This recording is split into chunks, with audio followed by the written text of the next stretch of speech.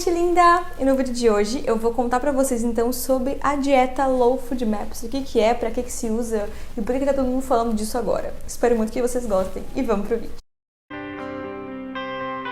E pra quem não me conhece, sou a nutricionista Bruna Harmel. Aqui no canal a gente tem uma playlist bem interessante com vários vídeos sobre nutrição. Eu vou deixar aqui nos cards, você pode conferir.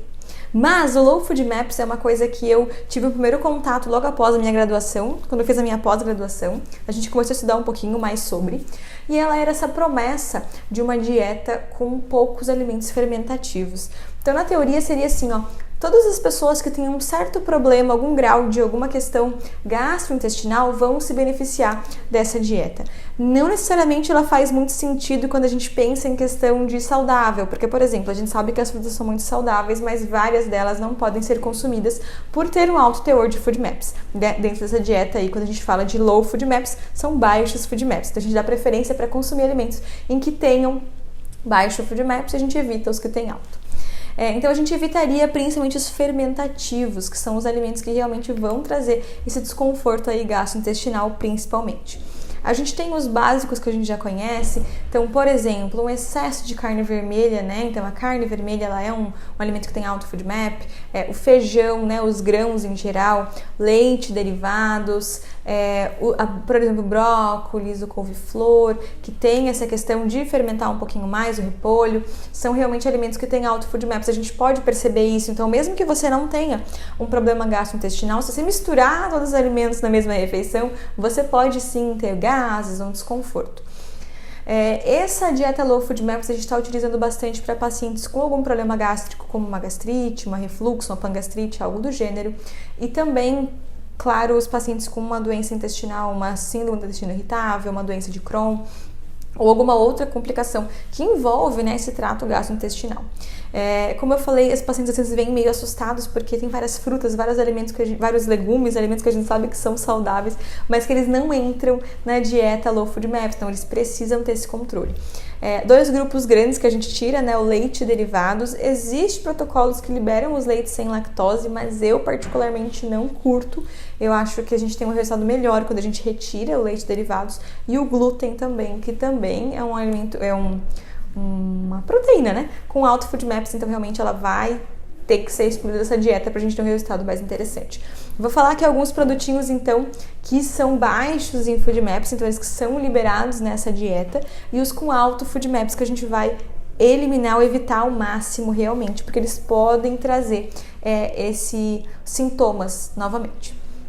Tem vários que não estão nessas duas listas, que a gente considera médio, né? Então, a gente precisa sempre estar avaliando e sempre dando preferência para esses com mais baixos food maps, realmente, intercalando com os médios de vez em quando, e os altos evitar ao máximo, realmente, para não ter esses sintomas aflorando novamente. Uma colinha ainda, porque a lista é longa, mas eu vou ler para vocês os que a gente pode preferir, então, que são alimentos baixos em food maps que você pode consumir sem medo.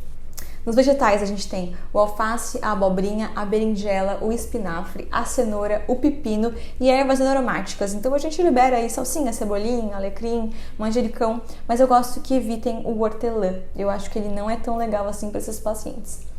Nas frutas, né, a gente entende o tomate, ele conta como legume, mas ele é uma fruta.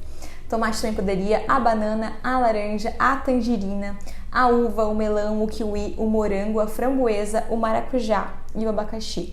Os pacientes gostam porque libera banana e laranja, né? Então facilita bastante aí para os lanches também. Aqui de leite derivados, a gente considera o leite de amêndoas, né? Mas a gente tem que cuidar um pouquinho com o leite de soja, porque o leite de soja, ele vai ter alto food map, porque a soja, ela é um grão também.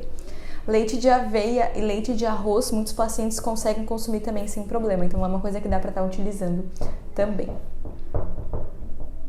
De proteínas, a gente considera livre o peixe, o frango e o tofu, tá? Apesar de que o tofu é a base de soja, mas sempre, o que eu gosto de explicar para os pacientes é assim, por mais que a gente tenha essa lista aqui, ela é muito legal, mas pode ser que um paciente que segue a dieta Low Food Maps vai se dar bem com esse alimento, e o paciente que também segue, mas com esse aqui não se dá bem.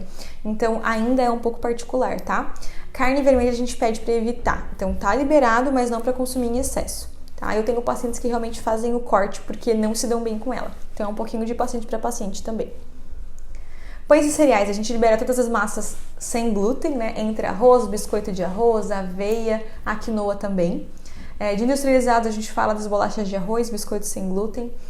Alguns industrializados à base de frutas as frutas que estão liberadas também podem ser utilizados. O açúcar a gente pede para evitar porque ele é fermentativo, mas antes é quase preferível utilizar o açúcar, mas não utilizar adoçantes como xilitol e manitol, porque eles são altamente fermentativos. Então tem que cuidar muito se for utilizar algum produto com adoçante para não ter esses, tá?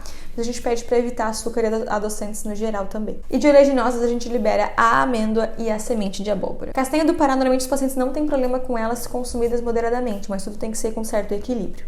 Vamos agora os alimentos com alto FODMAPs que a gente vai evitar ao máximo. Em vegetais a gente tem a cebola e o alho, aspargo, alcachofra, ervilha, beterraba, couve, aipo, milho e couve-flor. De frutas, maçã, pera, manga, melancia, pêssego, ameixa e abacate. Então vocês podem ver que são alimentos saudáveis, isso que a gente tem que tirar quando a gente está falando aí de uma dieta low FODMAPs, porque esses alimentos têm alto FODMAPs. Leite derivados, leite de vaca, iogurte, queijo fresco, ricota, creme de leite, sorvete, principalmente que tenha mais lactose, mais leite assim, vão ser bem irritativos. De proteínas, né, o feijão, o grão de bico e a soja, então eles vão estar aí nessa questão de alto FODMAP, de ser bem fermentativos. De pães e cereais, os trigos, os centeios e as massas. Eles vão ser bem, por causa da questão do glúten principalmente, mas massa sem glúten tá liberado. Industrializados, tudo que tem xarope de milho, glicose, o adoçante, igual eu falei, o xilitol, o manitol e o sorbitol também, então evitar ao máximo esse tipo de coisa. E oleaginosas, castanha de caju e o pistache vão ser altos no FODMAPs também. Sei que é um vídeo confuso, tá? Tem muitas dúvidas sobre isso. Se tiverem alguma coisa, pode comentar aqui embaixo. Sabe, a gente faz o vídeo número 2 aí, tirando as dúvidas de vocês. Mas esse aqui foi um vídeo pra dar um alerta, pra vocês entenderem um pouquinho mais de como funciona. Espero muito que tenham gostado. Um super beijo. Até mais. Tchau!